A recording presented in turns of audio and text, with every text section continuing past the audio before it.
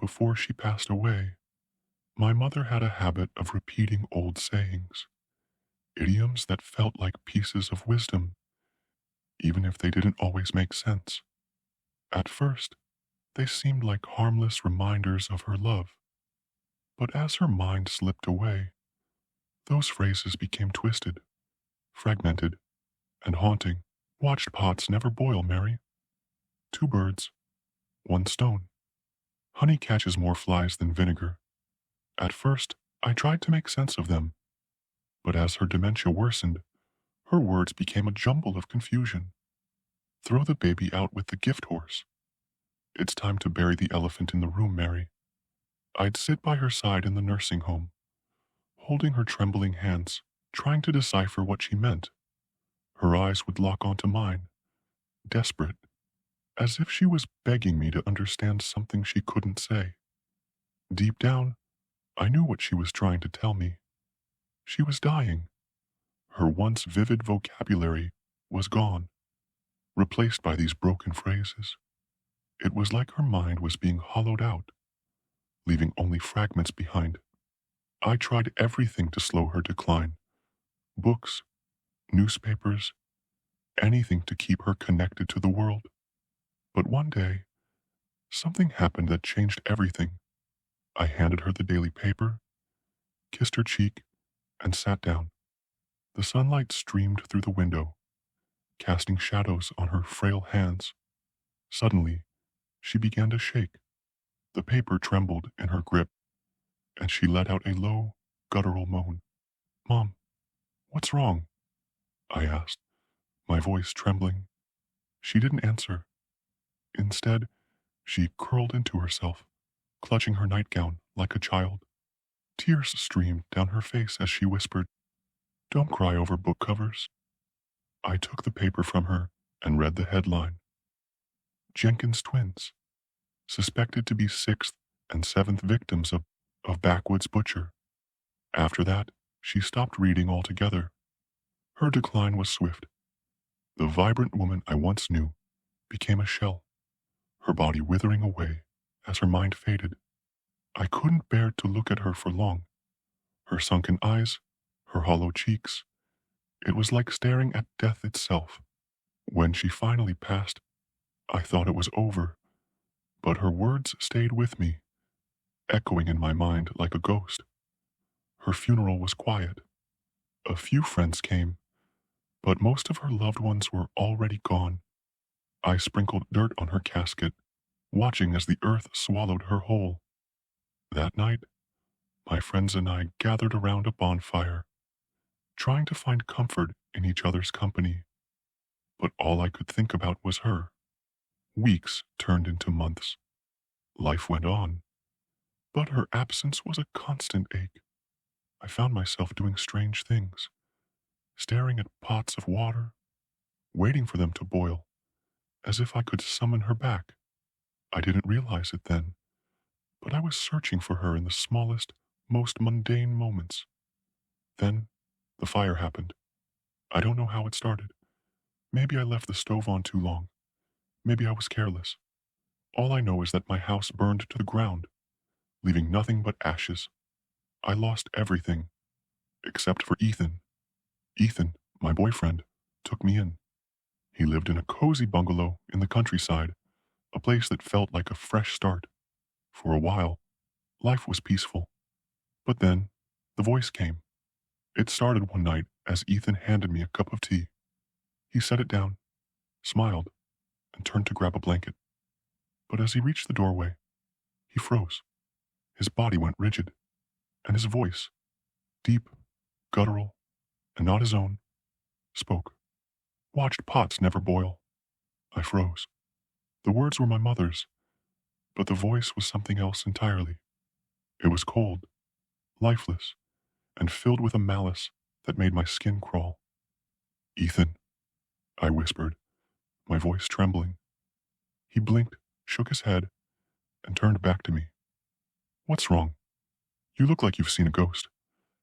I didn't know what to say. Had I imagined it? But then it happened again, and again.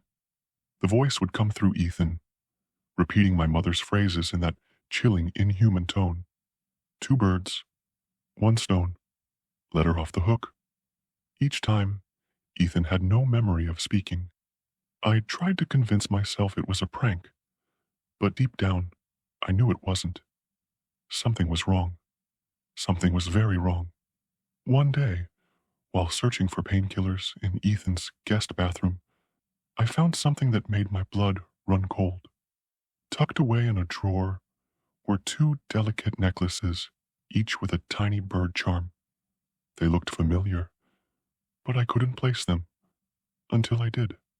My hands shook as I pulled out my phone and searched for the Jenkins twins. The image of the missing girls stared back at me, their necklaces identical to the ones in my hand. My stomach churned as I realized the truth. Ethan wasn't who I thought he was. "Honey, where are you?" Ethan's voice called from the hallway. I shoved the necklaces back into the drawer, my heart pounding. My mother's words echoed in my mind.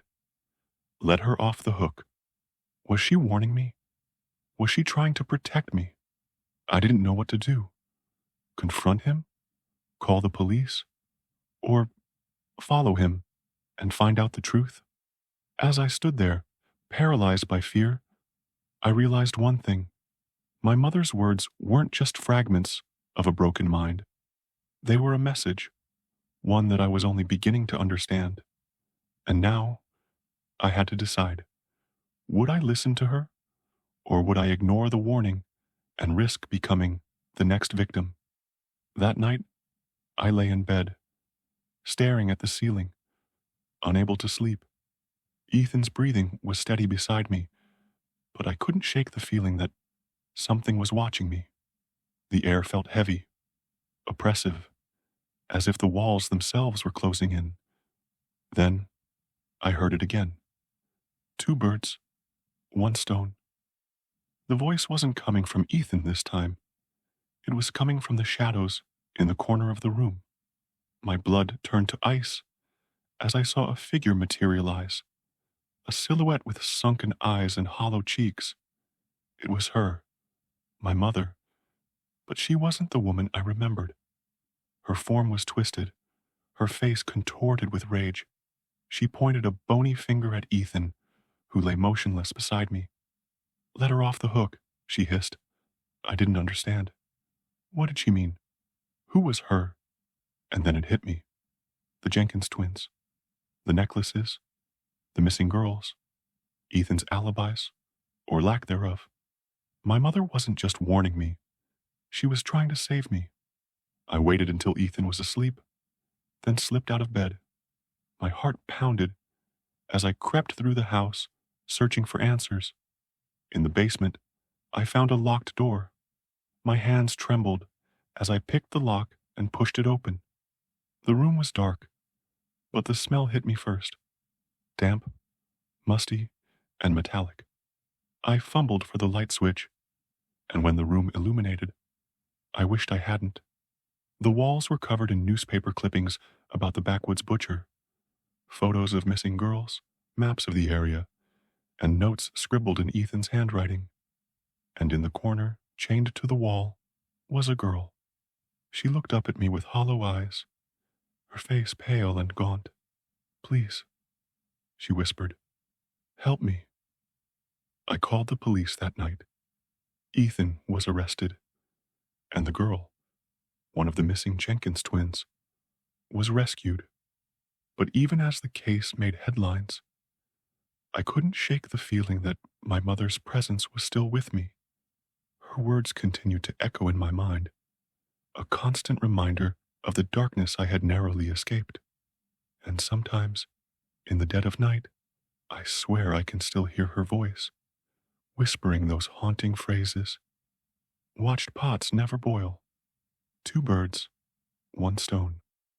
Let her off the hook.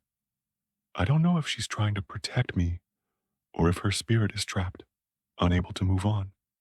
But one thing is certain. My mother's last words saved my life, and now I'll never forget them. What would you do if you discovered the person you loved was hiding a dark secret. Would you confront them or would you run?